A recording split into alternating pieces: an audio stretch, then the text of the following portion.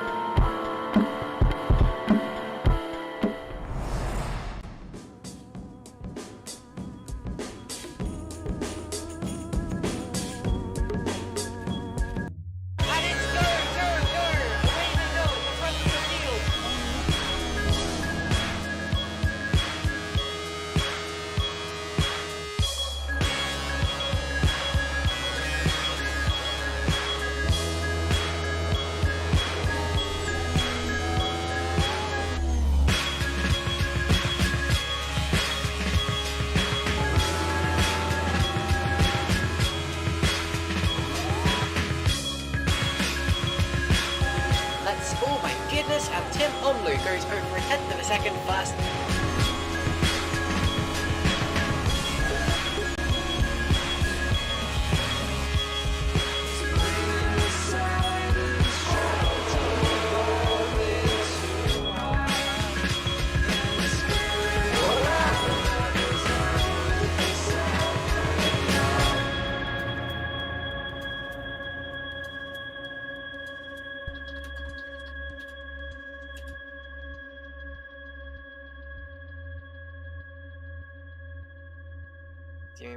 Do you mean you want me to go or?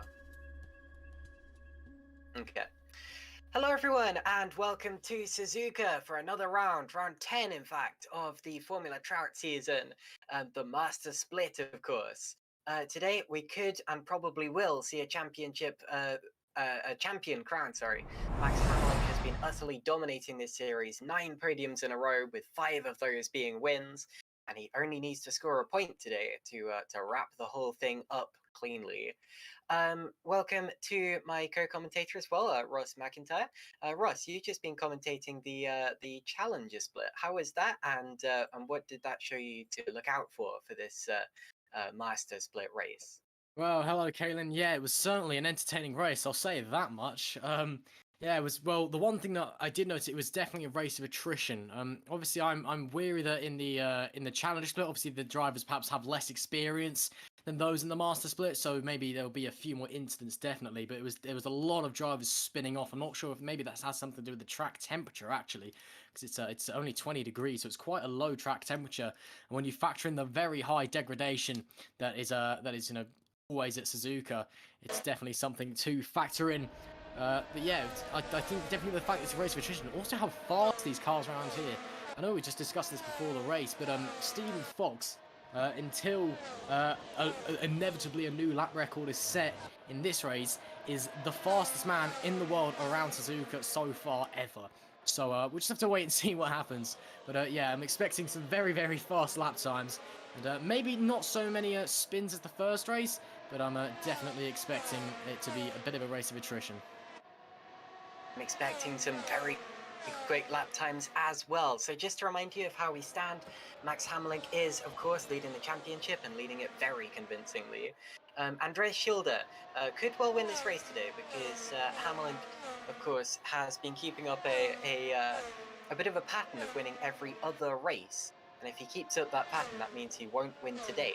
Now, Schilder has also been winning every other race. The last, well, he's won in Great Britain and Belgium, and if he's to keep up that pattern as well, he will also, or he will win today. Jack Smith is the other driver who consistently features on the podium. That is, if he is here. I'm not entirely sure who is in that other Vermin seat today out of him and Oscar Williams. Let me just double check that for you very quickly by scrolling through all of the cars until I find one. I only see one Vermin car, so unless there is one that hasn't arrived yet, it's going to be just Max Hamlin today. But anyway, so those are the top 3 in the championship, and all of those 3 are yet to finish a race off the podium. Schilder, of course, has had DNFs, and Smith has missed rounds. Oscar Williams is 4th in the championship, despite missing 5 rounds, and probably missing this one as well. And then Tim Omler is best of the rest, although I'm not sure if he's going to be here today either, because he has also missed the last few rounds. And looking through the field, I'm afraid I don't see him anywhere. So I think that we've pretty much lost all of our main competitors except the top championship rivals. Following Omler in the championship, it's Cochrane, that's Alex Cochrane, and David Halligan, Christoph Bursder, Toby Sanford, and for Magza, the top 10. In the Master Split teams, we've already seen Vermin Racing Team wrap up the entire thing.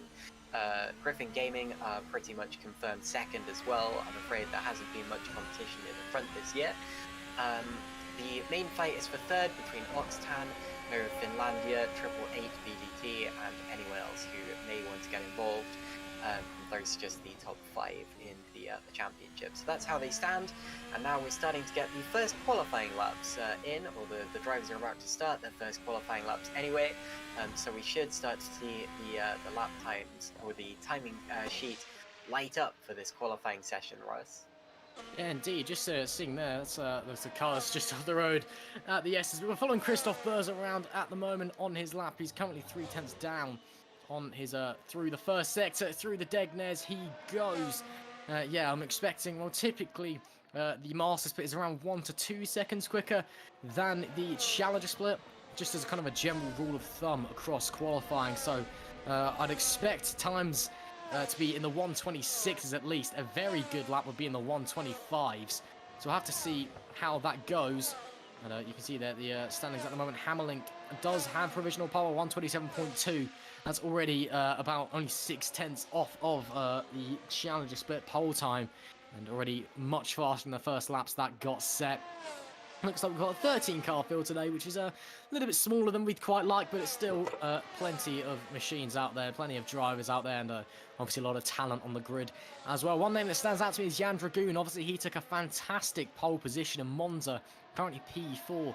Obviously, as track evolution carries on, I do wonder how he's going to be able to fare as it goes on. I'd love to see him up there and fight again. He's obviously, we know he's a very quick driver, especially over one lap, so we have to see what he can do.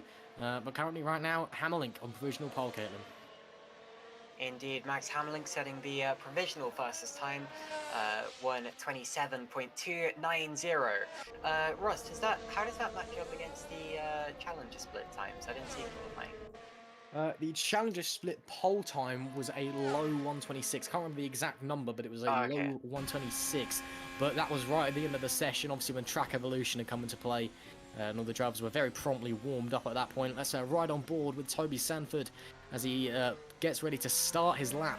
On the exit of the Casio Triangle, foot to the floor. Why don't we go on a bit of an onboard lap guard, shall we? Down the main straight, obviously downhill. The main feature of this main straight. On the start-finish line in real life, the drivers actually have to hold the brakes so they don't roll downhill. Turn 1, almost flat out in these cars. Bit of a lift, then downshift into 5th gear for turn 2. We're on all the curb on the exit, then the S's. Left, right. A bit of understeer from Sanford there. Left, then right again. It's a fantastic segment of corners. It's just so much fun to watch. It's so much fun to drive as well. Now the Dunlop curve. Again, absolutely flat out nowadays and into the Degner. It's very tricky. You have to be very precise on your breakthrough. That was rapid from Sanford through there. My, oh my. That took me back how quick that was. Now, into the hairpin as we now go to an exterior view. Braking, turning in. Not running all the way to the white line. I was seeing some of the Challenger split drivers running as close to that outside white line as possible. Sanford maybe trying to be a bit safe. It is very early in qualifying, so no need to absolutely go all out and risk your lap just yet. He hasn't actually said a lap yet, so now through Spoon. Very, very clean through there. Foot flat to the floor, run not all the curb on the exit, but definitely most of it. Oh, he's going to get a lovely bit of toe here as well. And more importantly, he's 2/10 up on Childers. Provisional pole time, 1:30R. Be as precise, scrub off as little speed as you can. Now braking for the Casio Triangle. Very nice through there. Just clip the curbs.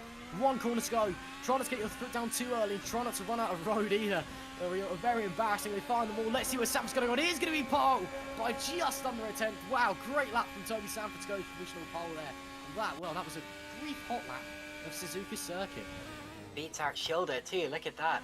Still plenty of time to be found, still plenty of time until they get to the Challenger split pole time. But that was very good from Toby Sanford there. Schilder set his time on the last lap, so I'm not sure whether he's going for another one or whether he's coming back from the pits, but indeed, very, very good there. So it's currently Sanford, followed by Schilder, then Hammerlink, Halligan, and Maradi. 9 cars to set laps. Hammerlink's just run incredibly wide through Spoon. Luckily it's his out lap. He did that last lap as well, although last lap would have been an in lap for him, so maybe just doing that on his slowing laps. Or, maybe just trying to test laps. where the braking limit is. Maybe he's just trying to extract the most out of the car. That could be very interesting. Obviously, as we said earlier on, this guy's 1 point away from clinching the title. He needs to score a point, and he's won. It's either that or his closest driver retires. Either way, realistically, the championship's his.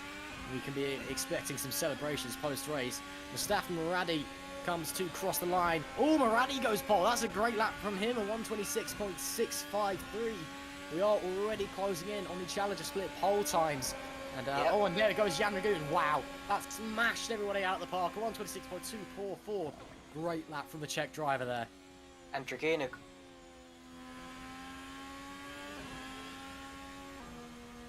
although fantastic.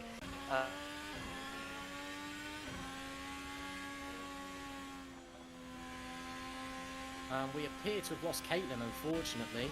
And Caitlin, are you back? Sorry about that. That was.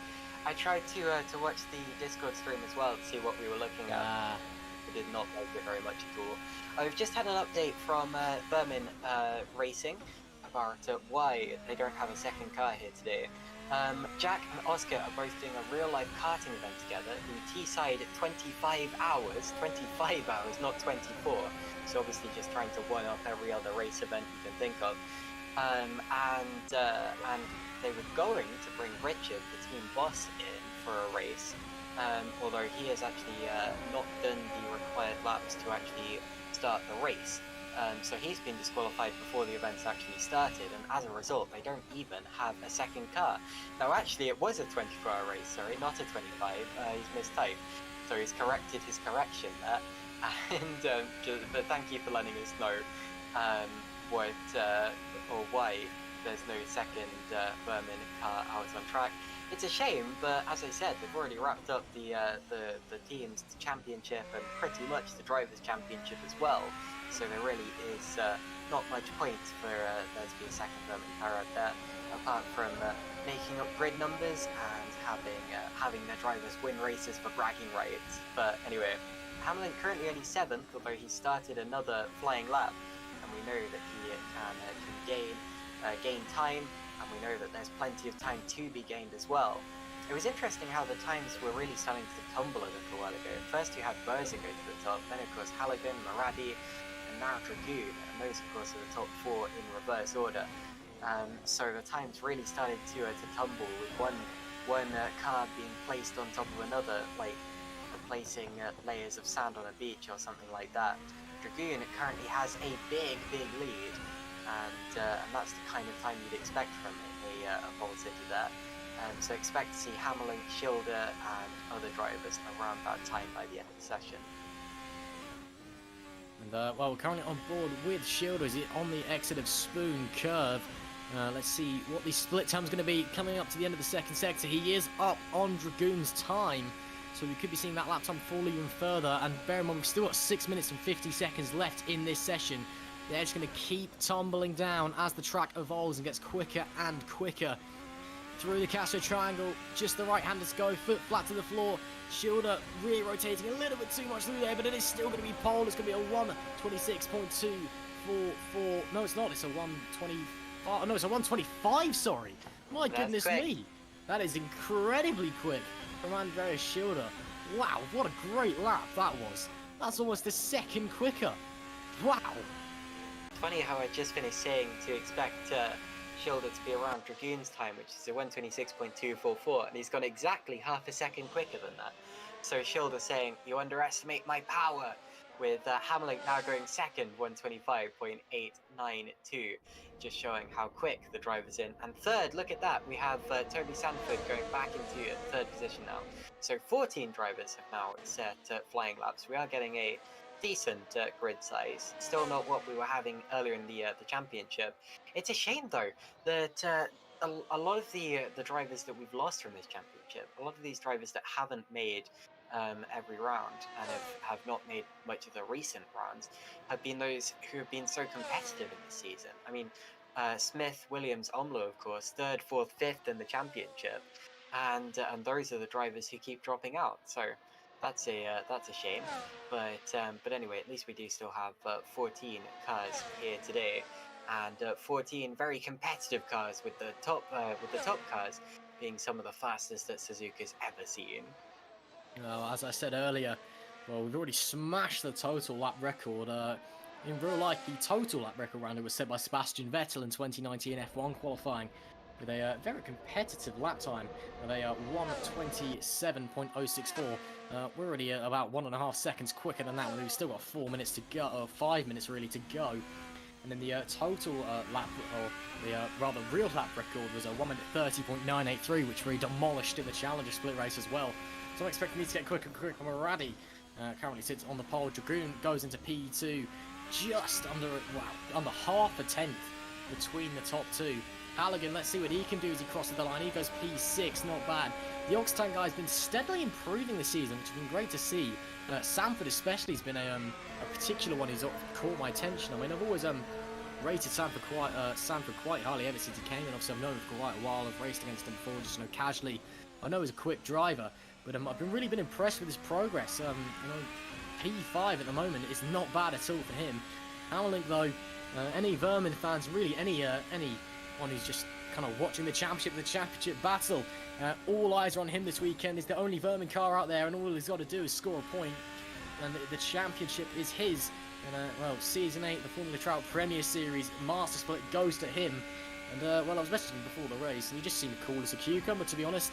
He's just got to go out there and finish the race in the points, which is not that hard to do if your name's Max Hamlin, because you're quite good at this.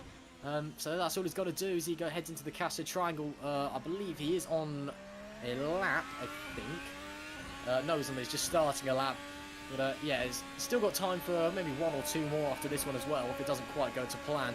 Still got 3 minutes and 20 seconds left. And I'm going to be honest with you, Caitlin, I think that lap time for pole position is going to carry on tumbling. Indeed, with Muradi on top now, that means that it sets a target for drivers like Schilder, Hammerling, and all of the others who would expect to be up there. Schilder and Hammerling in particular, of course, have been trading wins, trading poles all season long.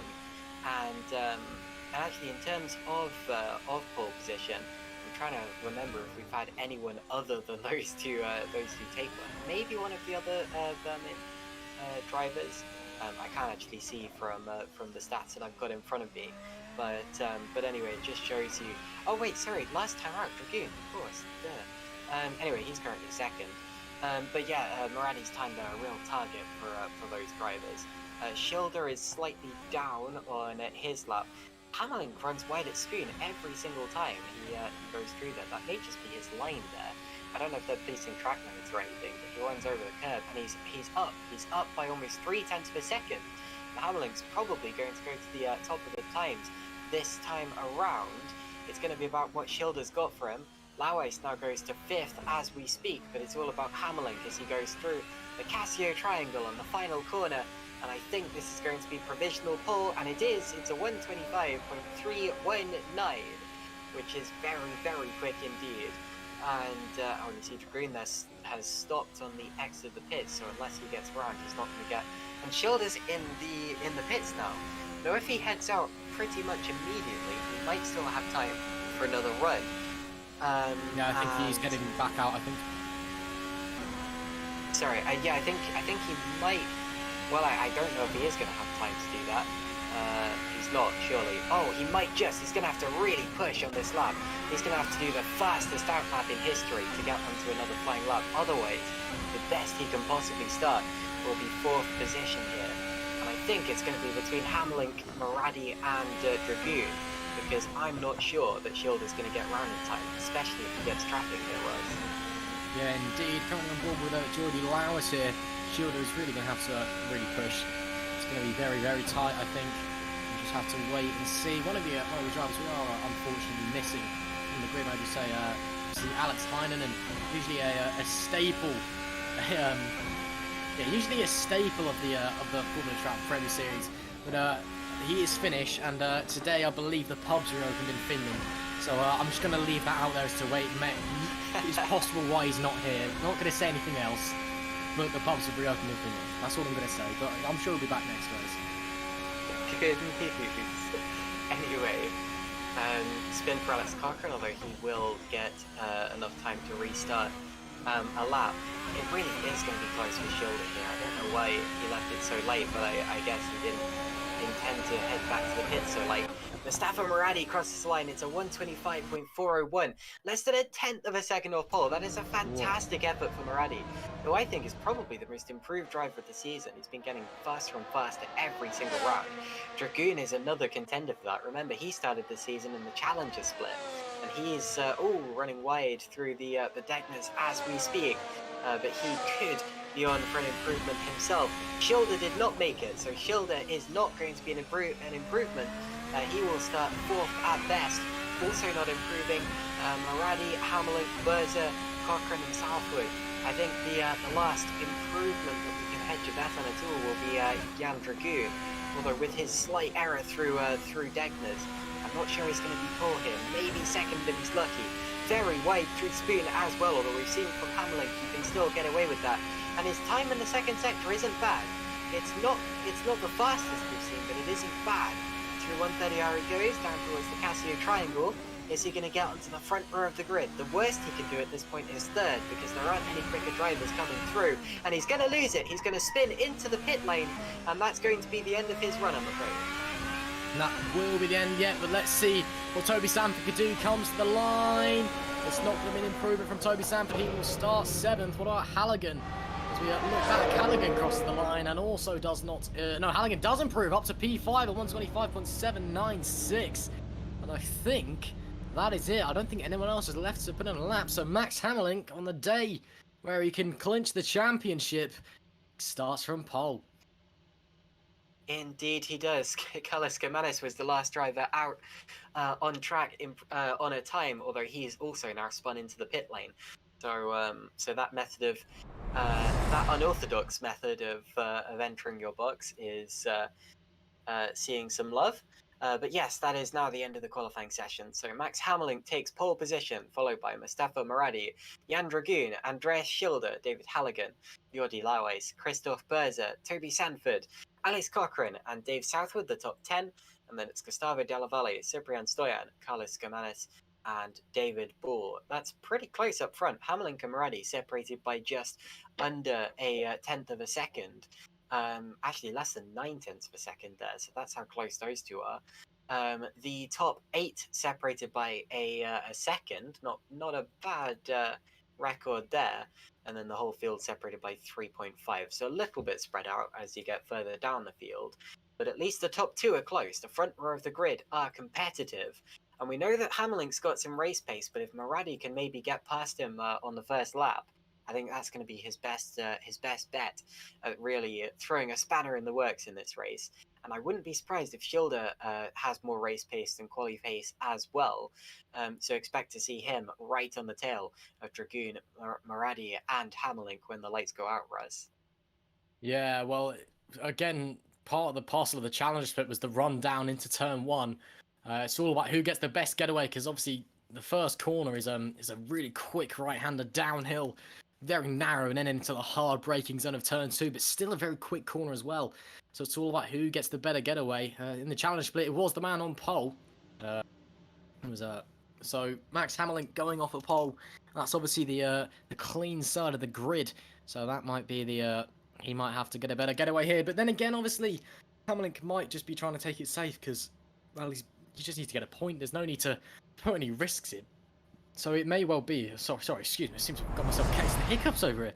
It may well be that if Hammerlink kind of comes along and, well, we'll just have to wait and see, as someone's revving their engine for absolutely no reason whatsoever. Sorry, the reason I laugh there is because I always get hiccups in commentary. And I really thought that I would today as well, because I've drunk 2 glasses of Pepsi. So it's ironic that the one day I don't have hiccups, you do. But anyway, so we now have just half a minute or so before the start of the race. It's getting exciting. Let's wait for the lights. What are your predictions, Ross? What should we look out for? Whoops, I've left the server.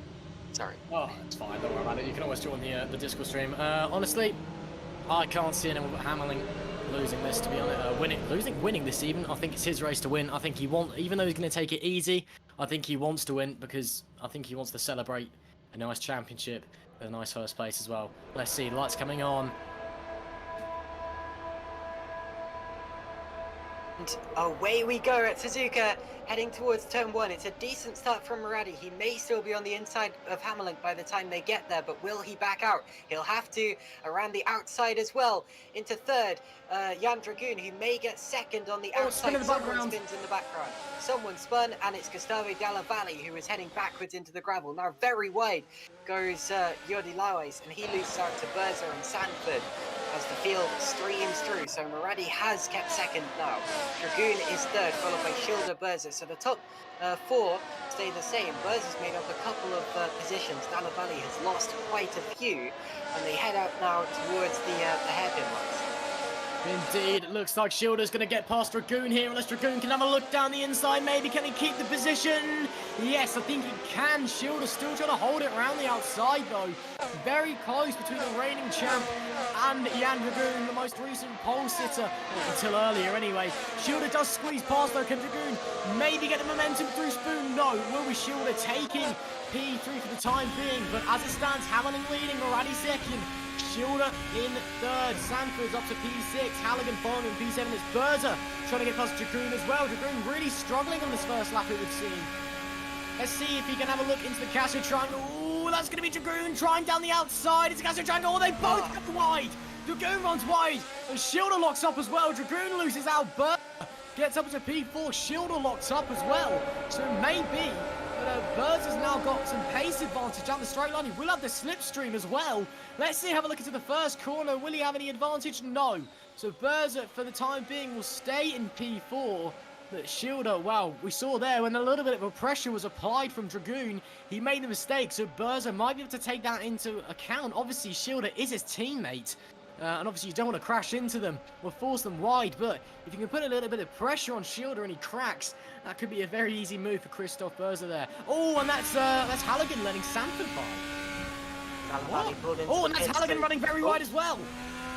Indeed, Halligan almost lost it there, almost went into trouble. Della Valle pulled into the pits at the end of the first lap, so either he had damage or we've lost a driver straight away. Big lockup for Halligan. Round the outside comes Alex Cochran. There's not going to be any room there. Lowry started ahead of Cochran, so he's dropped back while I haven't been looking. And then I'm going side by side again, or almost up to Spoon.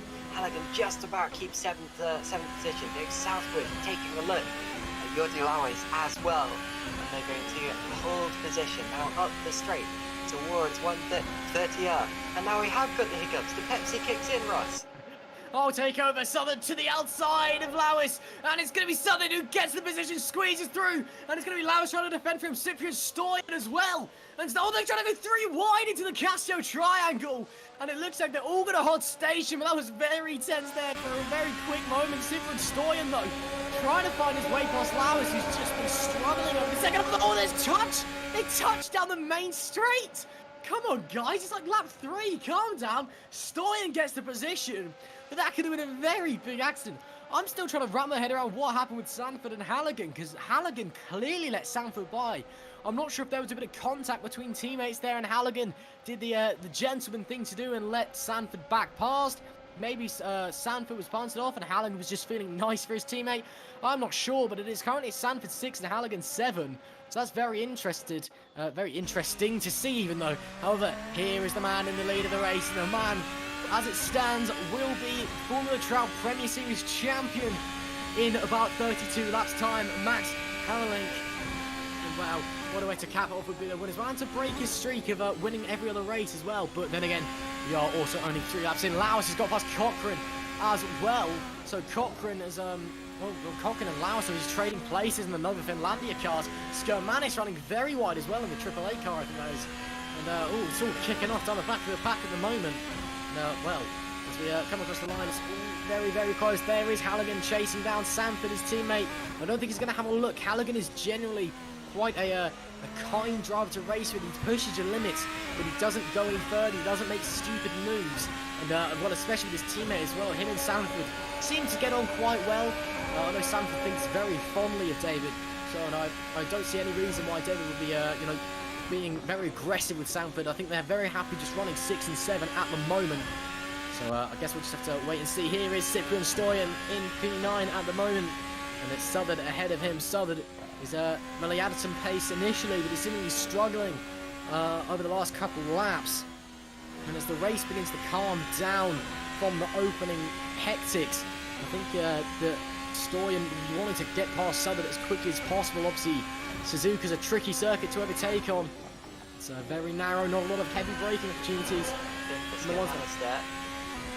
Anyway, he continues. Also, Gustavo Della Valle has continued after. Oh, and Halligan back ahead of Sanford now. Now, their swap earlier in the race, I'm not sure it would have been intentional, because that would have been a very, very early point in the race, very risky point to swap places. So I think Halligan must have made a mistake or something along those lines. And you saw how quickly the drivers behind them were on them. And that's exactly why I said it was risky. Now Schilder going for second up the inside of Maradi into the Casio triangle, locks up the brakes, keeps it within the lines just about. Very well done from Schilder there. He was gaining all the way down the straight, somehow managed to not get all sorts of thrown off with the turbulent air in 130R. Now look at Berza and Dragoon. Dragoon to the outside, he's going for 4th place, he gets it, there we go, Jan Dragoon back up into 4th place, and Christoph Berza settles for 5th. Those two, of course, started in that order as well, and they were side by side all the way down that straight there. Jan Dragoon dropped back in the race last time out at Monza, despite taking that pole position, and ends up a little way down the order, I'm afraid to say.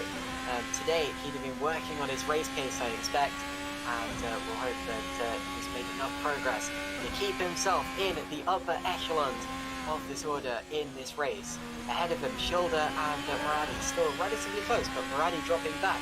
Maybe Dragoon can make this a 4-way fight, or a 3-way fight for second kill hope, although Berza will be making it a 4-way fight as we speak. Well, you say that, but Hamilton has gone. He's got 3 seconds on Schilder and P2. He's not sitting around and waiting for nobody. He is out of here. He's well, he wants to get this race clearly over as quickly as possible. Still on board with Jordi Lawis at the moment, trying to chase down Sigrid Stoyan. Lawis trying to get in that toe, but he just isn't close enough, I don't think. Yeah, I'm going back to Halligan and Sanford. I'm not sure, because when we saw it, it did look like Halligan let Sanford through. So I wonder if Halligan just touched with Sanford and let him through his way of saying sorry, and then maybe Sanford's just made a mistake and Halligan's got past. I'm not sure. But what does matter is that they swap places. Again. They're still running P6 and 7, so it's still not too bad from the Octan crew. We've just got to wait and see how they perform over the rest of this race. Yeah, it would have been very, very risky, and the fact that they swapped back as well shows you that they probably didn't mean to swap in the first place. But anyway, talking of swapping, Lawis is now backwards. He swapped ends, so that's the kind of swapping you don't want to do. He's down into 11th position. He was running 10th, and now he's 12th. So that's a bit of a shame, but continues on his way and very much could still score points. It's a long way to go in this race. We've got 29 laps still to go out of this 35 lap race. Schilder's now broken away from Muradi. He's out of DRS range, so Muradi is now even more at risk from Jan Dragoon behind, and Christoph Berzer, who is right there. So it's 3 for third. And Schilder actually not getting away too much through Spoon there, maybe made a little mistake, but now as we go down the straight, Dragoon gaining on Muradi, and we'll see if he's close enough towards Casio. He won't be. That's of course where Schilder got through, but the start-finish straight is always an opportunity, Rise. Indeed it is. We have to wait and see what we can do. Currently on board with Jan Dragoon, as you said. And let's see. Well, he is in the DRS range. It's a tricky first corner to overtake at. But and I think he is going to be too far back with some good braking and a good section through the S's. Dragoon maybe on the money. He was okay over the first portion of this race. Now he's settled in. Seems to be flying along pretty well. Obviously, we know the Czech driver is very, very quick. He's quickly becoming a rising star here in Formula Trout. He's already got a pole position to his name. Well, the Czech Republic is doing all right in the Euros at the moment. Let's see if the driver from the Czech Republic can do all right here today as well. Indeed. Pace check, driver check, everything else check. As he continues on his way in 4th position. I said third, I'm getting slightly ahead of myself. He's still got to get ahead of Mustafa Muradi before he gets there. And of course keep Christoph Berzer behind him. Keep that flying Griffin racing car back. Berzer, of course, I've said this since the start of the championship, has far more pace than he's shown, because I'm afraid he makes too many mistakes. Up the hill they go, and there is a bit of a hill there. You'd feel it a lot if it was a corner, although because it's a straight, of course, it doesn't really matter. Down into the Casio triangle, or rather up, since you're still going uphill at that point. It's only when you reach the end of the triangle you start to descend the hill. And that does affect things through the final corner, actually, because you lose a little bit of grip. It's a little less grippy than you'd expect it to be, and less grippy than it would be if it was a flat corner. And of course, because it's a long corner as well, you can get a little carried out to the outside line there. Anyway, up the hill again. That's one of the things that these drivers like about this circuit. It's not a flat, featureless circuit like Paul Ricard. No reason I'm bringing that up. Formula 1, perhaps? Oh no, I like Formula 1. I'm not a fan of Paul Ricard, or at least not. Formula 1's there this weekend, unless I'm mistaken, aren't they? That's why I said that today. But anyway, Suzuka are fantastic. Very much a driver's circuit. And if only we could have a second Grand Prix there rather than. I'm not going to keep bashing for Ricardo. That's going to get rather tiring at DeLong. But anyway, Marathi and Dragoon. Let's get back on track. They're still fighting over third position, and Schilder not really getting away as Hamlin continues to get away ahead of him. Russ. Yeah, Hamlin is going on quite well at the moment. Got pole, now leading. And I know we keep saying this, but this is the guy who's on track as it stands to take the championship today. He just needs 1 point. He's about to take 25. So that's one way to do it, is with a win. And yeah, and another absence, by the way, in case you were wondering, if you may have seen him voice around on the Twitch chat, Maxi Junger. I did briefly mention him earlier in the Challenger split race, but Maxi is now on a bit of a break at sim racing. He's just won the Sprint Series championship with a very nice performance. Ken, obviously you were there, you remember. And Dragoon's off the road, sorry, Dragoon off the road. Is he? And through he is off the road, yeah. And Halligan. I was just watching him through the S's. I think he may have maybe touched it. Oh, he spun again. Lit up the rear tyres there. We see that so often. We saw that in the challenge split as well. If a driver spins once, they tend to spin again because they ruin their tyres, or they get dirt on their tyres, or something like that. They just lose all grip, and then it's a vicious cycle, and they suddenly can't stop spinning, and they end up retiring or something along those lines. Halligan, Dragoon seems to be under control now, but he's dropped all the way down into 8th position as we talk. We got it all wrong through the S's, possibly touched the curb, possibly touched the grass. I wasn't completely focusing on that. I was mainly focusing on David Halligan's onboard. But Jan Dragoon went off the road and has lost plenty of places, much like he did last time at Monza, I'm afraid to say. Although that does now put Berza up a place. And of course, I was saying earlier that he's been on the cusp of some better results than the ones he's achieved. Maybe he can bring home something special today. Yeah, indeed. As I was, that's Jordi Lawis and Dalla Valle going well off the road there. My goodness me. As I was just about to say, though, yeah, Max Junger just won the Sprint Series Championship with a very nice final performance. Obviously, went down to the wire between himself and Oscar Williams.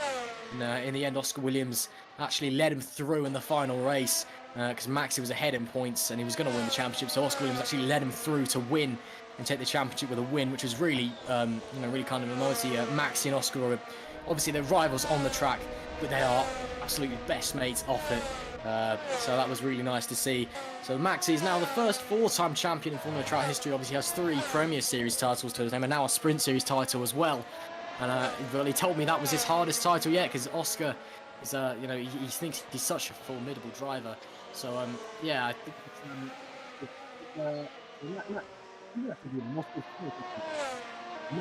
a little break from sim racing now. He's a bit burnt out, but I'm sure he's just resting, recuperating. He'll be coming back next season with an absolute bang. So that explains his absence to any Maxi fans who are watching along, and explains why Jan Dragoon is the only younger GP driver out there tonight. But he's still putting in a decent performance. Even with that spin, he's still in the points, still P8, and it was still not a bad qualifying lap either. So Jan Dragoon not putting in a bad performance in Maxi's name. Did you see that Formula Lithium race, Ross? How did you find it? I caught the highlights of it. I thought it was pretty good, to be fair. I'm a big fan of the Macau circuit, and I went in thinking that it was going to be absolutely perfect for the Formula Lithium VRC cars that we were using. And I think it was really good. And obviously, I think it was especially at the end with Oscar Williams letting Maxi Junger pass. I think that was just such a almost not a fairy tale ending, but it was such a kind gesture to do. Oscar knew that Maxi won the title. He could have put him in the wall to try and win the title because he still could mathematically win the title if Maxi didn't finish that race. He could have put him in the wall. He could have held him up and tried to get him overtaken, but no. He fought with him all race long even, and then with 2 laps to go from the end, he pulls over and lets him through so he can win and take the championship with first. And I think that was just so touching, and that just shows, I think that just really sums up Formula Track. It just shows that sense of community and friendship that we've got here. And I think, it's just a really fitting moment. It was really beautiful. Indeed, and a formation finish at the end for the Vermin drivers there. Yeah, glad you enjoyed that. That was a fun one to commentate as well.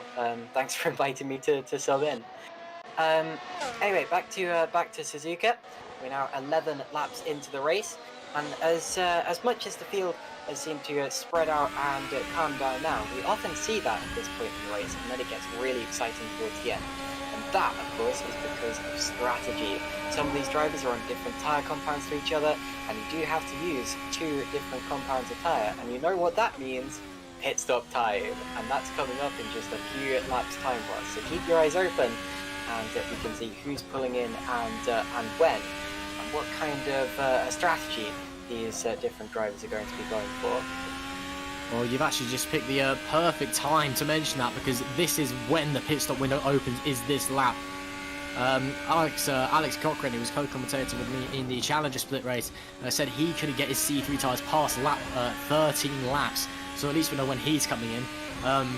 Yeah, it'll be interesting to see how longer these guys can get the tyres. I think the longest we saw the C3s go in the Challenge group was about 16 laps, and that was with, you know, some heavy conservation on them. And so yeah, it should be interesting to see who comes in when we're on board with Halligan at the moment. So yeah, and obviously those drivers who are on the C2s as well, they can run a bit longer. So we'll just have to see who commits first, who comes in this lap, next lap, lap 14. We'll just have to wait and see. Oscar Manis is in, but we're waiting for the first driver from the top few positions. Halligan is getting closer to Berza here, so I wouldn't be surprised if one of those two is one of the first in. Often you see drivers engulfed in battles. Oh, Halligan did as well. Coming, look at that, and Schilder in too. Yeah, you often see drivers who are close in battle doing exactly that to get themselves out of that dirty air. Now I can't remember. Do these cars have to stack? No, they have separate pit boxes, don't they? They do, and that's a good thing, because Berza would have had to stack everybody's in. Schilder. Wow, all of the midfield runners come in. My goodness, Southwood, there's like 5-6 cars in. That's a lot. That promotes Sanford up to P3. My man's on the podium. Pick up Toby Sanford. Yeah, Southern in. A lot of cars coming into the pits there. Hamlin and Maradi staying out as well as Sanford, so they obviously can get a bit longer on their tyres. We'll have to see how they can do. I think Bird's stop is about maybe 3 or 4 tenths of a second faster than Halligan's, so they spread out a little bit, although really not that much. Now we wait for the leaders. We have Hamlin, Maradi, Sanford, Stoyan, Cochrane, the top 5. None of those have stopped yet, and they will probably pit in the next few laps. Now, Ross, you can see the tyres better than I can. Did you see anyone notable who was starting on mediums or potentially highs? Good question. I believe, if I remember correctly, that Lowis started on the hards. Or maybe, no, I'm probably incorrect, ignore me. I have no idea. Maybe David Ball might have started on the hards. Okay, well now we have the top 2 into the pits, both Hammerlink and Maradi, making their stops. Hammerlink had enough of a lead that it wouldn't really matter if he took it slightly more cautiously on the way in, to make sure he didn't miss his box. Sanford also in from 3rd place, so Cyprian Stoyan is going to go through into 2nd. I don't think he's going to lead the race because Hammerlink's already exited the pit. So Hammerlink is going to do a lights to flag victory here potentially, because he's managed to build up enough of a lead to stop without even losing the lead. Stoyan is now 2nd, Schilder is 3rd, then it's Maradi and Berza, the top 5 now. Some people still yet to pit, notably Cyprian Stoyan, of course, in 2nd position. And actually that means that Schilder has now jumped Maradi, so Schilder now up into 2nd, ahead of Mustafa Maradi, and that's exactly what he wanted to do. And wait, he was already ahead of Maradi, wasn't he? Sorry. Who are you trying to look for, Caitlin? Oh yeah, no, Schilder did jump ahead of Maradi, didn't he? Yeah, he did. Ah, okay, sorry, my bad. Yeah, so Schilder has just jumped Maradi in the pits. That's his strategy, and it's worked out for him. Yeah, exactly. So interesting, a little bit of a shake-up there in the standings after the pit stops. So still a decent portion of time to go, around 20 laps there or thereabouts. So still much time left in this race to get your moves done. And so yeah, it should be interesting to see on board with Berza at the moment. But yeah, as he's just currently flying along on the C3. As you come through into the Cassia Triangle, Maradi will be looking to try and close that gap, but he's under pressure from Berza at the moment. So it may be that he's trying to focus on perhaps defending a bit more than he is attacking. Cyprian Stoyan comes in as well. But Stoyan actually set up for quite a long time. Wow, that's a pretty long stop. fellow promote Halligan, Southern, and Sanford. I saw Southern jump Sanford in the pits as well. So yeah, a few changes in the pit stops, but ultimately it's all back to the running order by looks things, Caitlin. It's interesting to see how many drivers or how tightly the pit stop window was constrained. I mean, only 3 laps, and you had pretty much the entire field coming into the pits there. And what that shows you is that there really isn't much leeway in terms of the tyre strategies. The tyres are obviously going up fast enough that the drivers are limited in terms of when they actually can pit without losing too much time. And as a result, could we maybe see some conservation towards the end of the race? Well, what we can see is that most of these drivers are on the C2s now, the harder compounded tyre that we'd be expecting. I won't be able to tell you if they're already on any softer tyres because my tyre compounds are still not updating for some reason. But if you see anything like that, Russ, please let me know. Will do. Yeah, I think we are going to see some conservation at the end of this race. Same thing kind of happened in the Challenger split. There was definitely a few drivers who pushed way too hard early on into their second stint, and then were struggling towards the end. So that's definitely going to be interesting to see what happens there. Still on board with you. Oh, that's Sanford going around at the Castro Triangle. Dragoon's going to squeeze through. Sanford just with a half spin and on another almost half spin. He's managed to hold it though. Wow. Great save from Sanford there. We will have the slipstream, although Dragoon's got DRS. These two fighting it out. Sanford to the outside. Who's going to be the better off? It's going to be Sanford sweeping around the outside. Great move there to retake that position. Woo! That was a bit of a scary moment there. Yeah, a bit frightened of the circuit behind him. Yeah, good save there for Toby Sanford. Although loses that place and keeps that place. Initially lost it, of course. But yeah, the Casio Triangle, a place where you do. Oh, Dragoon's off! Dragoon's off! Oh, again! Oh no! That's a very wide off into the Degner chicane section even. Yeah, that could have been a disastrous for Dragoon. He's managed to keep going, but he's lost a whole heap of time, about 4 seconds to Sanford in front. So Dragoon obviously seemingly struggling on these C2 tyres at the moment. Indeed, and we've seen. I mean, he had the spins earlier on. That was on his old tyre set. Now, even on his new tyre set, making a couple of mistakes, and that may start another chain reaction. Max Hamlin just set another fastest lap of the race. Of course, it's now a shoulder behind him, although he's still extending his lead. Almost 6 seconds now is what it is. And then between shoulder and ready, you have about 4. Mr. Berzer is in 4th place. In fact, we may as well do a full rundown since we're about halfway through the race now. After Christopher Berzer, there's David Halligan, followed by Dave Southwood, then Toby Sanford, Jan Dragoon, Cyprian Stoyan. Alex Cochrane is the final points paying position so far. He is P10. And then it's David Bull in P11, Jordi Lawa is P12 after his various incidents earlier on. Gustavo Della Valle, who went off and into the pits on the first lap, is still on the lead lap. That's actually quite impressive considering how long he was in the pits for and how long he was backwards for. And Carlos Gamanis is currently 14th, with all cars still on the lead lap at the halfway point in the race. Not a bad record considering some of the incidents that we've seen so far. No major accidents, no retirements, but that is how they stand. So. Oh, sorry, carry on there, Caitlin. Well, I wasn't going to carry on actually. Sorry, you carry on. Oh, the commentary partnership of dreams. That's what we are. I was going to say, just following Cyprian Stoyan around at the moment. He's been relatively quiet this race, but he's made up some good positions. He's P9 at the moment, yeah, he's just kind of running his own race. He's clearly not the fastest driver out there on the circuit at the moment, but he's gonna bring home some points, which is obviously very important, especially as we draw into the latter end of the season. After this, there's only 2 rounds to go at Hungary and Interlagos, respectively. The Hungaroring and Hungary, that is. Just in case you're getting confused with any other circuits, although myself don't know any other Hungarian circuits.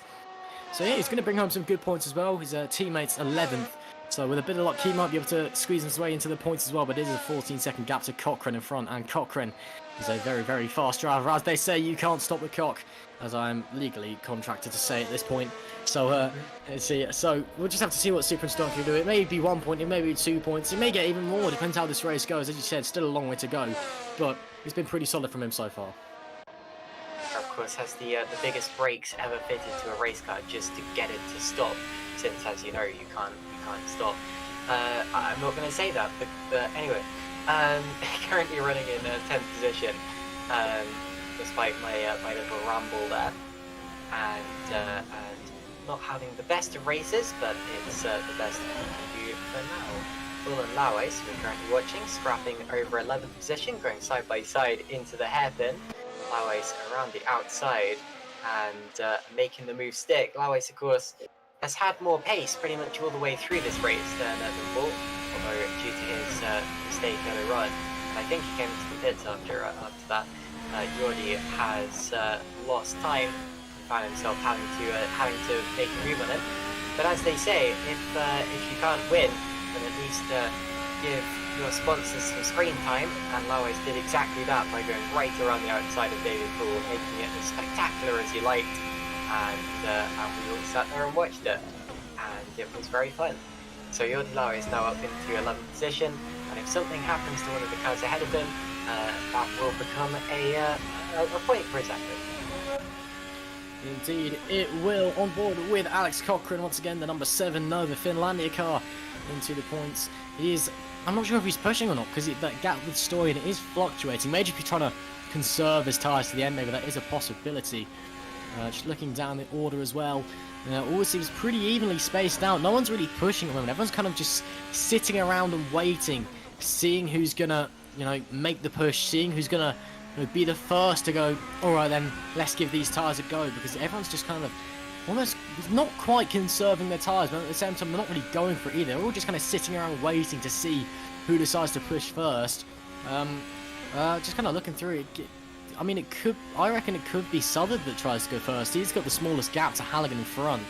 I think all it's going to take is for one drive to just, go, all right, we're moving, and then suddenly it'll kick off over the rest of the race, but we'll just have to wait and see. There we are, on board with Southard, just as I say so. And coming down into turn 1 now, you can't quite see, you can actually just about see David Halligan ahead going through turn 2 there. And you'll see him now coming up through the S's. But yeah, as it stands, he's got 2 and a bit seconds to make up. It's a bit of a gap. Just got to wait and see what we can do over the remaining 15 laps. 15 laps to go here at Suzuka, and still Hammerlink leads, and his gap to 3rd place is now 10 seconds, showing how good he's been today. He's had more impressive runaway performances in the past. There have been races where he's won by 30, 40 seconds. Of course, it's still too early in this race to say that he's not going to do this, but I think this may be his first lights to flag victory of the season if he wraps it up, because I don't think that he's led through the pit stop stages before. Not that matters, of course. 25 points is 25 points, and that's 25 points, or 25 times what he needs to do today to wrap up the championship. First lap has just been completed. He lapped Carlos Jimenez on that last lap. Went cleanly, and that means, of course, that we now have 13 cars on the lead lap. Gustavo Dalla Valle is about 15 or so seconds up the road, so it may only be that we do get 1 car lapped. I think at this rate he will catch Dalla Valle towards the end of this race, but probably still going to end up with 11 or 12 cars, finishing without being passed by the leader, and that's always an impressive record to have. Been a very clean and uneventful race after those first couple of laps, which of course helps that record. And this may be a speed record for a Suzuka race at Formula Trout. I don't have the statistics for that. I mean, this is one of the fastest cars that we've raced with anyway, but you know what I'm saying. Max Hammerlink has been untroubled since the start, and as a result has just been able to put in lap times that he's wanted, and hasn't been controlled whatsoever by any other driver, Russ. No, Hammerlink, well, it's the performance of a champion, I think. As you said earlier, it's 25 to, if he finishes in first, that's 25 points, 25 times what he needs to take the championship. You know, with pole and the lights to flag, and if he takes the fast lap as well, that will be a grand slam, and that is some way to win the championship. But Suzuka as well, such a lovely track, you know, take a championship. Michael Schumacher took his 3rd championship here, if I remember correctly. Mika Hakkinen took his 1st one. It's obviously steeped in history. Obviously, the 89 and 1990 title deciders here between Senna and Prost, and the two comings together. It's certainly a track steeped in history. And right now, Hammerlink is just flying. No one can even touch him. He's just out the front. And it's, well, it is going to be absolutely phenomenal if he just carries on doing what he's doing, which at the moment is a very real possibility. And yeah, as I said, right now it is looking like the performance of a champion. Obviously, anything can happen over the course of the race. We saw in the last race the leaders span out and actually had to retire because they beached the car on the inside of the hairpin. But which is obviously touching wood that doesn't happen to Max here. But it is it's a phenomenal performance so far. He's got 10 seconds to Schilder in P2, and if he carries on like this, it's going to be an absolutely dominant performance. And yeah, well, fingers crossed that it all works out well for him. Yeah, that was a weird incident that you mentioned there. You're not supposed to be able to beach the car in sim racing, but anyway, I suppose that adds an element of realism to the action. It's definitely still possible, even though the gravel traps are designed to be escapable and so forth. I suppose curbs are the one thing that you do tend to get. You got stuck on grass. It wasn't even gravel; it was grass. Yeah, I know. It wasn't a curb either, so it was a weird one. Bizarre. Kind of bump on the inside of the hairpin there. I swear I've been stuck on something or other in the past in sim racing, but I can't remember exactly what or where or what car I was in. Yeah, the only time I've been stuck is at the Red Bull Ring, because you can get stuck in the gravel at the Red Bull Ring on Assetto Corsa. I don't know. Like, I don't know. I mean, this is obviously a laser scan track ported from Assetto Corsa Competizione, so it may just be because it's from that other game that you're able to get stuck on the grass. I don't know. Just a hunch. It's probably not right, but... Well, that does mean that you could do it in real life if it's laser scanned that way. But anyway, Maradi, I tell you what, Maradi is still... He's not within a second of Schilder, although he's been there or thereabouts the last few laps. Still hasn't given up on that second position, and this is a really impressive performance from Mustafa Maradi. And Mustafa, of course, has been quick, but never this quick before. His best result so far this season was a 4th place at the German round. That was round 3, of course. And since then, he's had some strong performances. He was 5th at Great Britain. He's missed a couple of rounds, so hasn't shown his full potential. Hasn't scored anywhere near the number of points that you'd expect from him. But this would be his first podium position if he was to finish this way. And I tell you what, actually had DRS that time down the start-finish straight. So it's not over for second place yet. Mustafa Maradi is, I don't know about approaching Schilder. Yes, his last few laps have been quicker, but they haven't been quick enough to suggest that he'll be able to break that cushion of turbulent air behind Schilder's car. I guess we'll have to see. He certainly stands a chance here. Yeah, well, we'll just have to wait. He's very, very close indeed. And Schilder, well, we saw earlier when he came under pressure from Berger, he made that little mistake. So we just have to see what Maradi can do. Maradi is a rapid driver, as you were saying earlier. So we just have to see how he does on the run up to Spoon Curve now. Schilder just extended that gap a little bit. If they come through Spoon, there's no DRS obviously down the back straight, but if he gets a good slipstream, Maradi, he can certainly set himself up for the main straight. And up they go. On the run to 130R, one of those legendary corners in World Motorsport. Again, one of those corners that used to be for the Brave, now it's just a little flick, but it's still fine. Still fine and scary, I'll say that much. And as they head onto the main straight, I think Maradi will have DRS in. It's still quite a scary corner actually, because it may be flat, but it's not easy flat. You know, you're right in the edge of it. Yeah, you've got to be and it's off. It's cambered as well, so you got to get it bang on. You do have to get it bang on, to be fair. if you get the curbs in an awkward way, you can still have a big accident there. I mean, we saw there was a Super Formula driver there who ended up upside down, buried in the tyre wall earlier this year. Carlos Yes. Comanis, meanwhile, just had another spin. That's at turn 1. He resumes. Of course, he was already a lap down. We now have 3 cars a lap down, actually, so a couple of those drivers. Well, Bull actually just came into the pits, and I think Gallivali may have gone for a 2-stop strategy as well. So they are now a lap down. 11 cars still on the lead lap as we speak. Scomanis continued, although I think he's ruined his tyres because he has been off the road again, and once again has rejoined cleanly. Back to Schilder versus Maradi. Maradi is a lot closer to Schilder than he was a lap ago, and the straight that's coming up, this is where Schilder pulled a move earlier on. He definitely can pull a move here, but can Maradi? In the slipstream we go. Through 130. He's a lot close to this time. He won't have a look into Casio, but he could have a look into turn 1 with a good exit here. Yeah, keep your eyes on these two for turn 1. Different lines through the Casio triangle. Maradi trying to maximise the slingshot effect out of the chicane and onto the start-finish straight. His last lap was about a tenth and a bit faster than Schilder's, so he got slightly closer to Schilder through turn 1 than he has done on previous laps, but not close enough for a move. Schilder missing the apexes ever so slightly. Maradi right on it, and as they head up through the S's, you can tell who's the racier of the two at this point in the race. Yeah, you can indeed. Maradi just gaining all the time. He looks so much quicker than Schilder. And Schilder's obviously the reigning champion, and as he seemingly inevitably hands that title over to Max Hammerlink at this point, he wants to finish in a strong position, but right now Maradi's just looking the quicker out of the two drivers.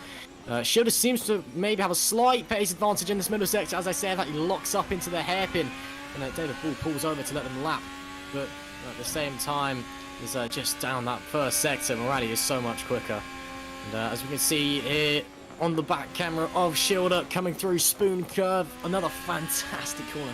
Suzuka is just full of brilliant corners. I mean, it was originally built as a Honda test track, so it's obviously going to have a very, very strong variety of different turns. Obviously, it's a figure 8 as well, which you only really get on test tracks. This is obviously the only Grade 1 FIA figure of 8 circuit that's used for competitive racing. The other is Fiorano, Ferrari's test track, so there's that at least. Now, let's see what Maradi can do down the straight. Indeed, opening the DRS once again. His last lap only just quicker than Schilder's, but that does still mean he gets slightly closer to the rear wing of the blue car in front of him that last lap. This fight between the two of them has allowed Hamlin to build out an 11.6 second lead. I think we should really stop focusing on Hamlin, because the next time we see him, he'll be winning the championship. Behind him, Schilder and Maradi are going for that second position, and their fight is a lot more intense as we talk. Also, Cochrane and Stoyan might be about to fight over 9th position further back. That's also in the points though. But Schilder versus Maradi is the ferocious one that matters for this race result. Yeah, indeed. Still running on board with Schilder for the time being. Now on the run to Spoon once again. As I said, it is a fantastic corner. It's just there's the first. Well, it's different. Originally, it was just a big 180-degree hairpin. Now it's obviously 2 apexes. Turn for the first one, a 90-degree left. In the second one, a bit tighter, but also seemingly a lot quicker as well. They're both very, very quick turns in their own right on board with Maradi, who just can't seem to get close enough to Schilder to have an effect. Again, I think he's just getting sucked in. Oh, that was a lot cleaner through Casio that time from Maradi. I was just saying he's seemingly getting sucked into the Casio triangle every single time, but he's definitely gaining now without the DRS, and he will have DRS wide open at this point. He will be gaining all the way down the straight. You can see they're just getting ever so slightly closer, but just not close enough.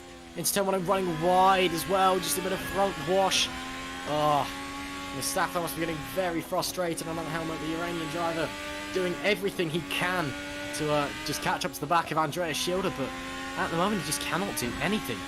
The Volpino car is just doing its best, but Schilder's just holding firm. I mean, there is a reason he's the reigning champion. He's obviously not exactly slow, but Maradi is just... Oh, that was a mistake from Schilder, though. That was too much curb on the inside. A big wobble on the corner exit. Maradi's now very close and you can almost taste Schilder's gearbox. That's how tight they are together. And Maradi now will definitely have a slipstream who's a bit slow out of the hairpin. Seems like the Volcano car's struggling to get traction down in the out of the low speed corners. But he's definitely the faster of the two. Oh yeah, Maradi a lot better through Spoon as well. A lot tighter. That's really going to help him down the run into 130R. And I think if he's not having a go into Casio Triangle, he'll definitely be having a go down the main straight. Here we go, get a lovely view of the 2D crowd there. Coming into, will he have a look into the Casio Triangle? No. Oh yes he does, he locks up the brakes. Not quite close enough this time, but he's all over the back of Schilder. And if he's still got the momentum as well, oh, and he does have the momentum, and he's going to get the DRS. It's going to be Mustafa Maradi streaking past Andreas Schilder and into P2 surely. And if he doesn't, well, it's going to be very tight to turn one. Yet Maradi goes through. Oh, Schilder's trying to hold the inside line. Almost contact between the pair of them. And it is Schilder somehow holding on. I have no idea how he's kept that position. My goodness, that was unbelievable. I was convinced, Caitlin, that Maradi had that position. Beautiful defense there from Andreas Schilder. Maradi, you see, he pulled alongside Schilder, but then he couldn't pull in front. He had the slipstream, he had the DRS, and he had enough overspeed to get himself alongside Schilder's car, but he couldn't pull the move. And that was the crucial part of that, because it meant Schilder had the inside line, where yes, it's not faster through that corner, but I mean, the car on the outside, they can't turn in if you're there. So Andreas Schilder there kept the position, and that was really beautiful defense there. But for Maradi, his problem is that he just doesn't have the speed in a straight line. And if he's going to get through, he's going to have to start pulling the move a lot earlier and get further ahead than that. Yeah, indeed. Unfortunate for Maradi, he's just going to try again. Still got 5 laps to do, so we've got 5 on their next reach to start-finish line. Oh, that's a big lock-up for Stoyan with Cochrane following. That's not going to help his tyre life towards the end of this race. And Cochrane, 10th is just not where he'd want to be. He'd want to be much higher than that. I think he'll at least try for 9th at the end of this race. And Stoyan running very wide through Spoon. There are some very aggressive lines out of the first part of that corner. Everyone running so much curve that it almost hurts my eyes. In real life, you'd be waving goodbye to your floor, then your drive shaft, and then your engine in very quick succession if you were running that much curve through there. Obviously, we have the benefit of not being in real life. We have the benefit of being in a simulator that doesn't simulate floor damage. So you can kind of get away with running it like that, which is probably part and parcel why the lap times are so quick. But it's still, it's just, I mean, it is amazing to see what can happen when you really do push the limits when you don't have to take damage limitation into contention. And that's another big lock-up from Schilder, who's run very wide on the exit of hairpin once again. And Maradi, who hopefully uses to close up again and have another go. They're going to come up against a lapped car here. I'm not sure who that is, but he's going to have to let him through. I think it's a Skermanis. Yes, it was. And Maradi very close this time. Maradi a little bit deep, though. He needs to try and get not tighter through there. He needs to poke his wing out onto the inside. I think that's what Maradi just hasn't quite learned yet, is when he's following another car, how to extract everything from his own. He needs to take slightly different lines to get more downforce, because what he's trying to do is trying to follow Schilder. And if Schilder locks up again but manages to hit the corner, he's trying to follow Schilder, but obviously he's losing downforce from dirt in and then getting understeer. What he needs to do is take a slightly wider line and slightly poke out from Schilder's slipstream so he can get a little bit of air on his front wing, of fresh air, get a little bit downforce back and just work his way around the corner. Maybe slightly longer, but it will also be slightly faster than the lines he's currently taking. And he is a relatively new driver to Formula Trout, and even though he is very quick, he is still improving. And Mustafa, if you're watching this, that's my advice, buddy. Slightly wider lines, mate. Update on the battles further down the order as well. Jan Dragoon is getting a lot closer to Toby Sanford, and may well attack him in the next couple of laps. And also, Alex Cochrane is still all over the back of Cyprian Stern, as he has been for the last few laps. And he's actually going around the outside of him. Really good move there from Alex Cochrane. That's exactly what Maradi was trying to do a couple of laps ago on Andreas Schilder. But the difference is Cochrane's made it stick. So a good move from Alex Cochrane, who is now up into P9 as we talk. So the question now is, can Dragoon do the same thing? Or more importantly for this race order, can Maradi do the same thing? Well, he's been chasing Schilder for quite some time. I'm just not entirely sure. I mean, there's 4 laps to the end, which include the final lap. Yeah. And Maradi's been chasing. And the one time he almost got the lead, and then Schilder was very, very brave and managed to hold on. Obviously, Suzuka's a track that very much favours the brave. That being said, Jan Dragoon might be about to be a bit brave on Toby Sanford into 130R. Maybe not, but maybe to the Casio Triangle. Sanford holds the inside line. Who's going to break later? It's going to be Sanford this time round, still holding on. Dragoon will get the DRS, though, down the main straight. So it might all be for nothing from Toby Sanford, even though he does get a better exit from the Casio Triangle. No, yeah, this would be very easy for Jan Dragoon. As I was saying, though, this is a track that favours the brave, and that's what Schilder did there. And through goes Dragoon. That is as easy as you like. If Toby Sanford could stay with him, though, you can definitely get the DRS and get back up into P7. Still time to go until the end here.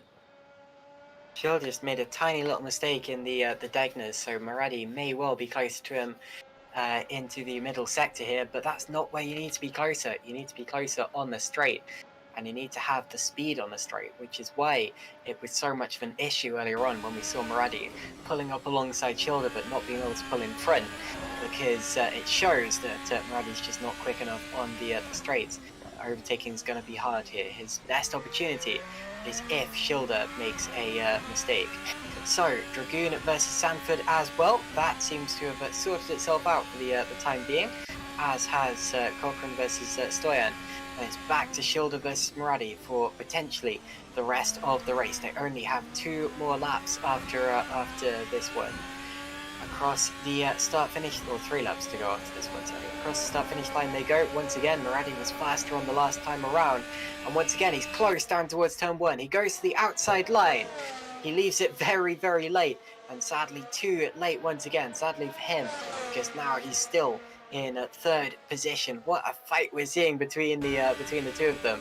It's exciting and it's tense. But Schilder knows if he can just keep his car on the line and keep his car ahead through the twistier bits, then he'll probably keep it ahead on the straighter bits as well, Ruz. Yeah, which you have to see again. Maradi will be pushing harder than he has wait! the entire race. Oh! And that is Schilder! He's done exactly what I said he really didn't need to do in this contact! No! And around goes Maradi! Maradi's in the barrier! They have touched! And I really do not understand what just happened, because it looked to me as if Maradi had got through safely. I don't know why Schilder was going faster than Maradi there. Was Maradi backing off for some reason? Did he think he tapped Schilder? I don't know what happened there. They really shouldn't have come together, and I'm confused as to why they did. That puts Berzer up into 3rd position. So it's Schilder 2nd now, 3rd is Berzer, and then Maradi down into 4th after bouncing off the crash barriers as a result of collision with the driver he's been fighting for so long. What a strange accident was. I wouldn't be surprised to see a post-race penalty for Andreas Schilder there. I think that was on him. I think he just got sucked into the corner, hit the brakes way too late.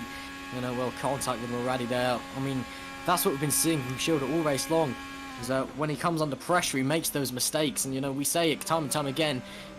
That's what's keeping him from being one of the fastest guys out there. Yes, he's champion, reigning champion, and he is champion until about 2 laps time. But he's just been making mistakes all season long, and again, that's what we saw there. Just got sucked into the corner. He went wide on the first corner, and then just got sucked in after just losing position. That's going to be one angry Mustafa Maradi, and one probably going to get a penalty. Andreas Schilder there. Indeed. So Schilder now is in 2nd for the time being, unless of course there are post-race penalties. I don't want to put blame to either of those drivers from just seeing that. I'd love to see a replay because I'm really confused as to what happened there. But my confusion is what's making me reluctant to say anything, because the fact is, Maradi was going faster than Schilder, and Schilder, of course, was hampered by going off there, and that wasn't really. I mean, they were right in front of a braking zone, yeah, but it wasn't. I don't think they were in the braking zone necessarily. So I don't think it was just Schilder running into the back of Maradi. However, I've just noticed we are live on YouTube, so I can scroll back and have a look. Did they reach the braking zone? Well, they may have done. You see, Maradi had pulled over to the left-hand side of the track, so he expected a mistake from Schilder. Schilder got his nose alongside Maradi, and then Maradi came back across. But you could say, well, Schilder wasn't far enough alongside. And you could also say, yes, but he had the overlap. I really don't know. I need another camera view of that one, because I am still very, very confused use. But Max Hamlink is now on his final lap of this race and on his way to winning the championship with 2 rounds still to go, showing his utter domination in this series. And Schilder's just given second place to Berza, and I think he's going to give it back to Maradi. So Schilder probably thinks he's to blame here. Schilder almost running off the road in the process. Maradi is back into third. Berza is second, and that's how they're going to finish here, Russ. Yeah, I think that was definitely the correct move from Andreas Schilder. Obviously, he's given up himself a podium there, but he saved himself from a penalty. He knows that that was his fault, I think, and he's done a very nice thing giving up there. Obviously, he's given up a podium, and that's going to be hard to stomach, but that doesn't matter now. There's just a few corners to go for Max Hamlin, and well, there's nothing else to say, is there, Caitlin? Indeed, apart from Max Hammerlink is your 2021 Formula Trout Hybrid Series champion. He crosses the line, he weaves with delight. He needed to score 1 and he scored 25. That's his 6th victory of the season and his 10th podium in succession. Christoph Berz is going to claim an unlikely 2nd place, which, well, he didn't think he was even going to get a podium until the 2 cars in front of him collided, but I tell you what, he deserves it because he kept his car clean, whereas some others didn't. So Christoph Berzer, I tell you, Max Hammerlink's winning margin is going to be 26.8 seconds. That is a huge lead, and that shows you how much he deserved this championship and this win in particular. Hammerlink wins, Berzer 2nd, Maradi comes 3rd, Andreas Schilder fought valiantly all season, but sadly threw it away today. Well, didn't really throw it away. He would have come 2nd, even if the 2nd or 3rd, even if the collision hadn't taken place. He wouldn't have won the championship, but he's fought valiantly all season and deserves recognition for what he's done. 4th place is actually the first time he's finished off the podium, so a disappointing day ruins his championship hopes. David Halligan is 5th, followed by Dave Southwood, Jan Dragoon, then Toby Sanford, Alex Cochrane, and the final point goes the way of Cyprian Stoyan. Missing out are Jordi Lauis, David Bull, Gustavo Dallavalli, and Carlos Scamanis. So, a dramatic way to end the championship, but congratulations to Max Hammerlink. What do you think of that, Ruz? Well, I think that was possibly the best performance we've seen from anyone this season, and I can totally understand why he's champion. You know, basically a Grand Slam lights the flag, pole position. I'll certainly be having a drink for Mr. Max Hammerlink tonight. That was an absolutely phenomenal performance. We should hopefully be getting him for a special champion interview as well. You can see how delighted he was with that as well. A billion donuts in the gravel trap for some reason, but we'll cut him some slack. He's probably still riding the euphoria wave. But yeah, just a fantastic performance from Mr. Hammerlink. A very, very worthy champion, I feel. He's been so good all season long. And, well, that just caps off the season in 2 rounds early as well.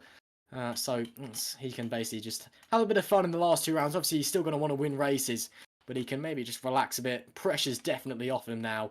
And, yeah, very worthy champion, I think. My congratulations goes out to Max, obviously to the Vermin team as well. And let's drag him in for our interview. Here he is. Ladies and gentlemen, your champion, Max Hammerlink. Guys, what's up? Well, mate, yeah. Formula Trout Premier Series 2021 Master Split champion. How does that feel?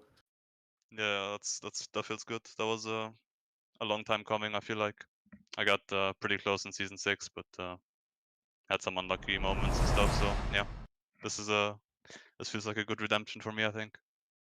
Well, it's certainly no mean feat. I mean, it was a great result for you as well. Pole position, lights to flag victory. That's certainly not bad at all. A bit of a champion's performance there, we were saying, the entire race. So obviously, you know, you're champion now, that's great and all. What's the plan for the rest of the season? Are you just going to go and just have a laugh? You're going to just try and win the last 2 races? What do you think's going to happen? Some records to be broken. I think if I win both, I think that might be an all-time record. So that's what I'm going for. And yeah, we'll see. But yeah, that was rough. I don't know what the problem was. It might have been the track mod, or it might have just been the 35-degree heat that I'm sitting in right now. But my wheel just wasn't taking that very well. Like somewhere around the first, or somewhere around the pit stop, my force feedback basically just disappeared. Oh, And wow. was just cruising along basically for the second stint, like in the fast corner. So I had no feeling at all for the car. So I was just driving pretty cautiously. Wow, so that's and you were still gaining as well on Andreas Schilder, so that really puts into perspective. I can't even speak English. Really puts into perspective how quick you were out there.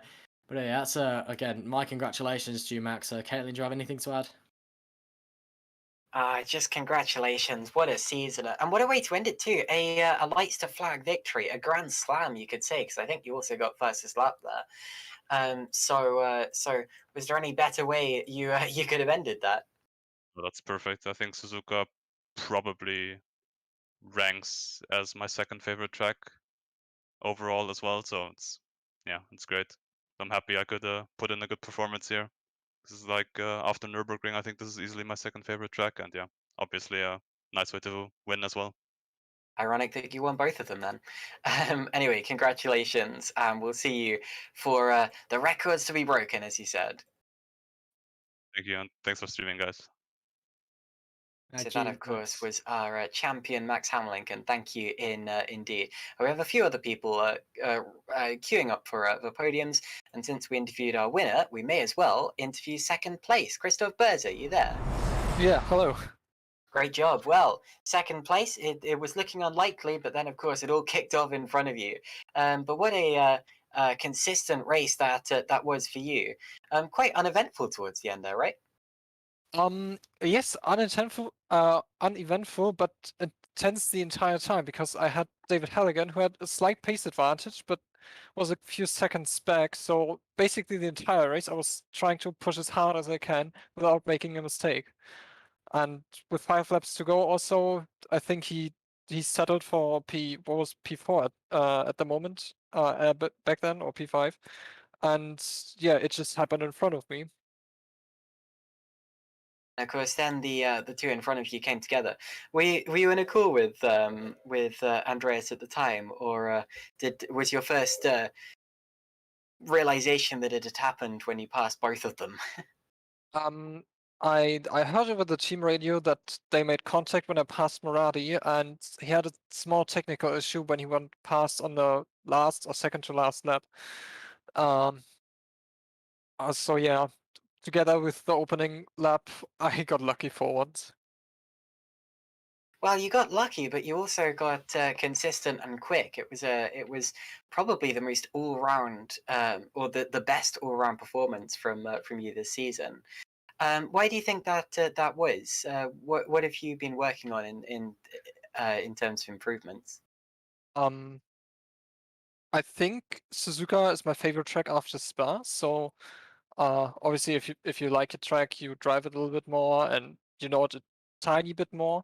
Even though pace wasn't like top podium position, that says not pace was not entirely there for podium on my own.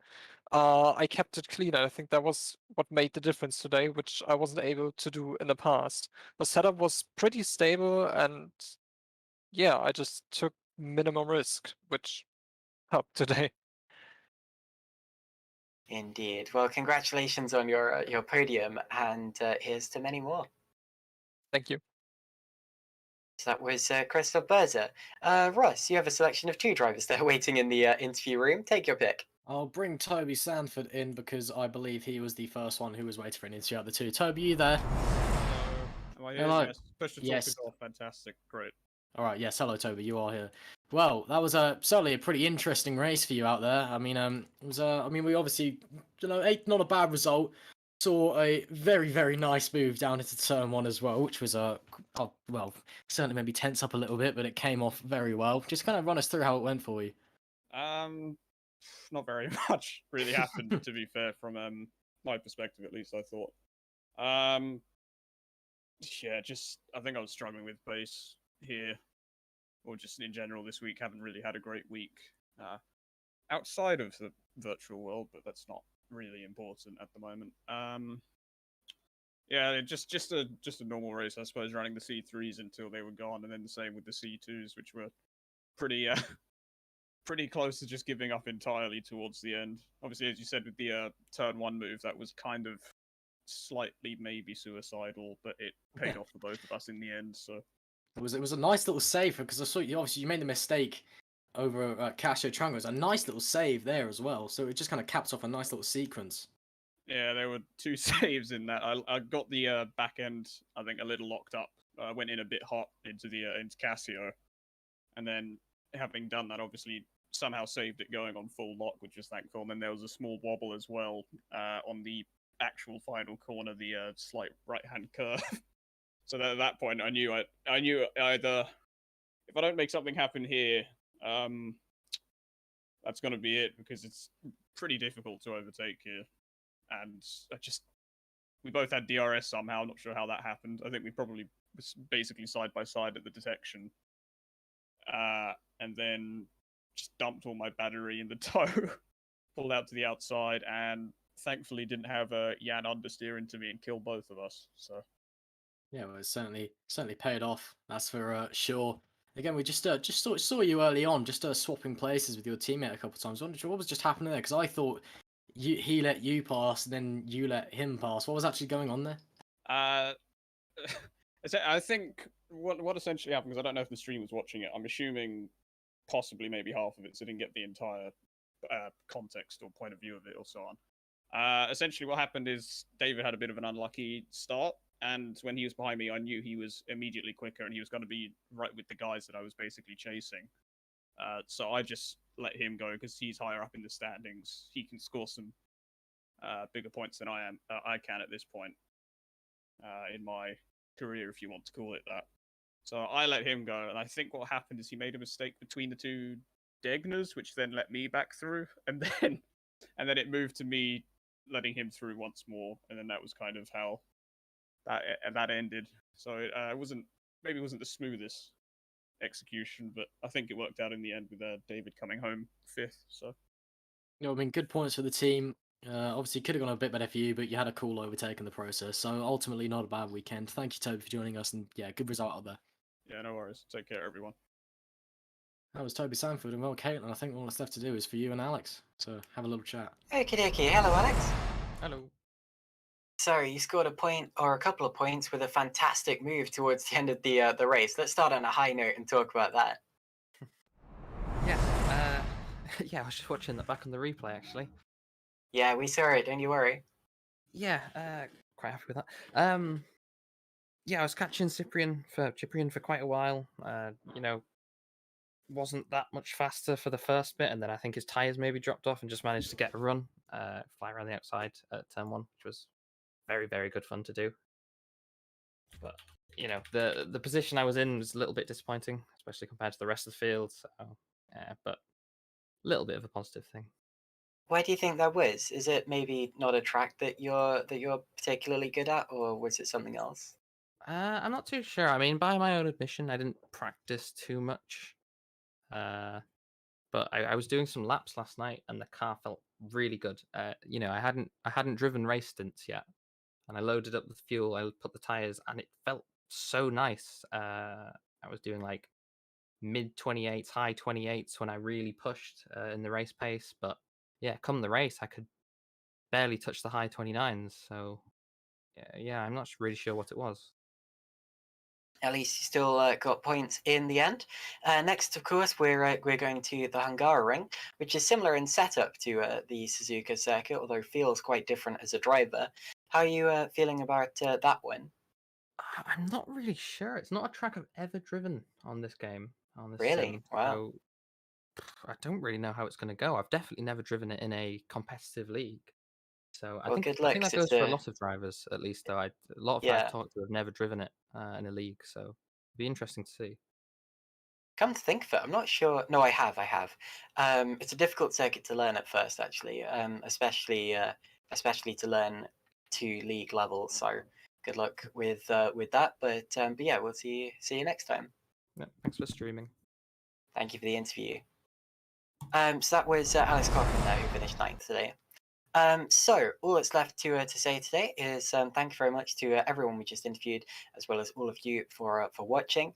To Russ McIntyre for joining me in the commentary box. Always such a joy to commentate with you, Russ, and Kilgore Trout as well, who was streaming for us today, and he provided the cameras that you saw on your stream. So that's the lot, and we will see you in 2 weeks' time for the Hungaroring. And though the championships may be over, the fun is not.